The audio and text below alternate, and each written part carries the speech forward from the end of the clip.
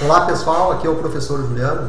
Vamos conversar nessa videoaula a respeito do departamento pessoal, que é um subsistema da área de recursos humanos, e vamos trabalhar com um processo chamado admissão de pessoal.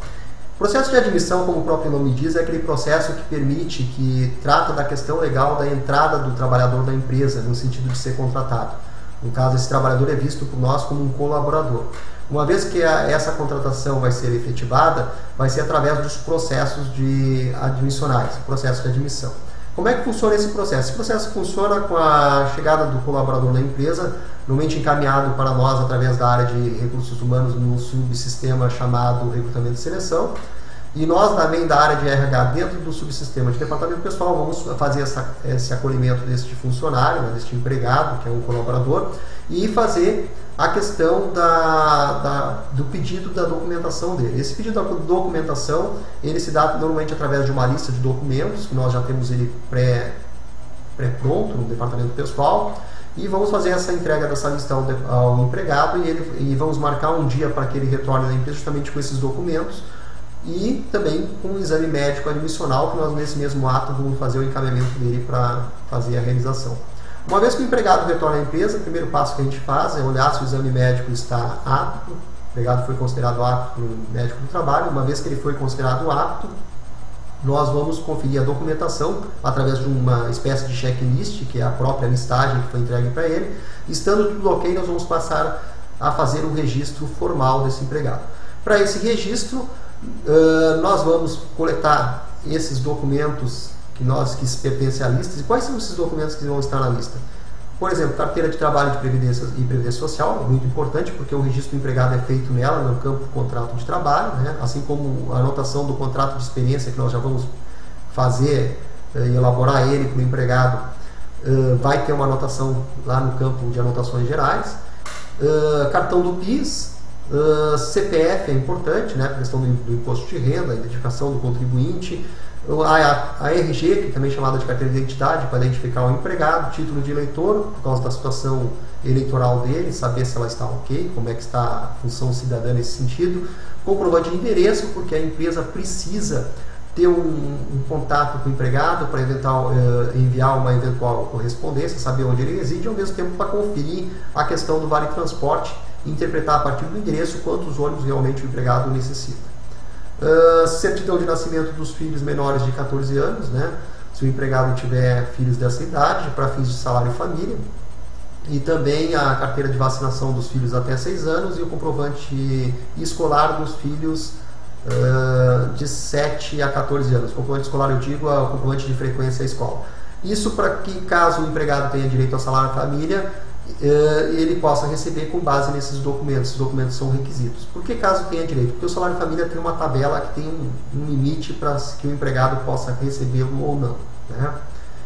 Outra questão que também normalmente se pede são fotografias, né, para fazerem crachás e cadastros do empregado.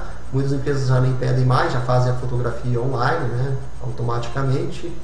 E a abertura de uma conta corrente no banco que a empresa trabalha, ou mesmo em qualquer banco que o empregado prefira, porque hoje com a nova lei do cartão da conta salário, né, basta o empregado ir no banco da empresa, caso ele não queira abrir conta nela, e já fazer um cadastro de conta salário para que o próprio banco faça o envio do salário automaticamente para o banco que o empregado prefere receber. Bom, com base nessa documentação que foi pedida, nós vamos elaborar o cadastro do empregado na folha de pagamento, os dados dele, e vamos também emitir o contrato de experiência que eu falei para vocês anteriormente. O contrato de experiência é um contrato formal, escrito, né, com prazo máximo de 90 dias, prorrogável uma única vez. Significa que dentro desse prazo a empresa pode prorrogar 45 por 45 dias, que fecha 90, 30 mais 60, desde que feche os 90 dias. E desde que seja opção dela, porque também pode fazer um contrato de 90 dias direto. O que tem que ocorrer no contrato de experiência é que o prazo dele máximo é 90 dias e prorrogável uma única vez. Isso são requisitos fundamentais. O objetivo desse contrato é que as partes se conheçam melhor, tanto a empresa como o empregado, porque quem optar por sair, no caso, se o empregado optar por sair, ou mesmo a empresa por demiti-lo, haverá ônus para ambas as partes menores. Não tem aviso prévio, não tem multa de 40% se a rescisão se der no término desse contrato, né? Esse é o processo admissional no seu básico, assim. De qualquer forma, é um processo bastante importante, é um processo que tem rotinas a serem seguidas. A gente também pede alguns formulários para que o sistema emita, né? Normalmente quando é a folha informatizada, que é a grande maioria dos casos.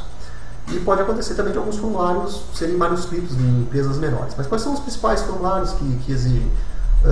O exame médico admissional, embora não seja um formulário, é um procedimento muito importante, não se pode deixar de fazê-lo, ao mesmo tempo que sempre acompanhar a aptidão do empregado no exame médico admissional.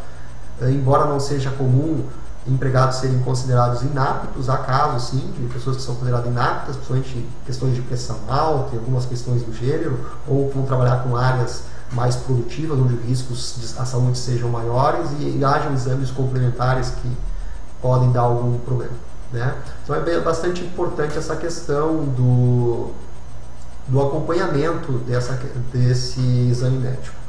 Outra questão que a gente coleta também é a declaração de uso ou não de vale transporte. O empregado vai, se ele optar por usar o vale transporte, ele vai preencher essa declaração citando a quantidade de transportes que ele usa, no caso o ônibus ou trem, né? E também o local que ele reside. Ele vai fazer essa declaração e assinar, e nós vamos conferir com o endereço e vamos ter que fornecer o vale transporte ao empregado.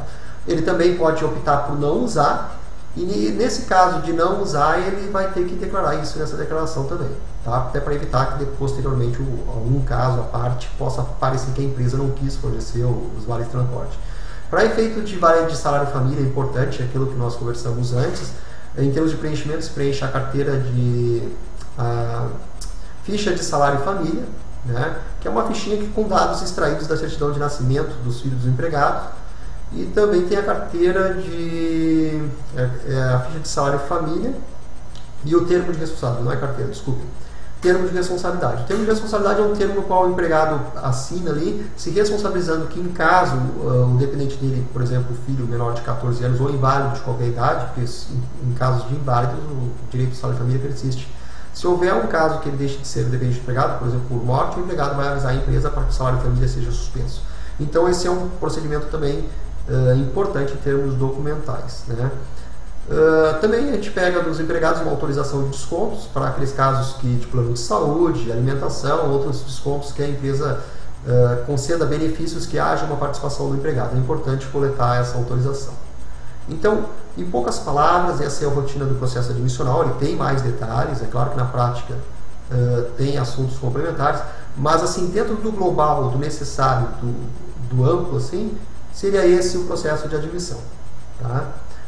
Então, muito obrigado a todos por essa participação. Qualquer dúvida, entre em contato comigo.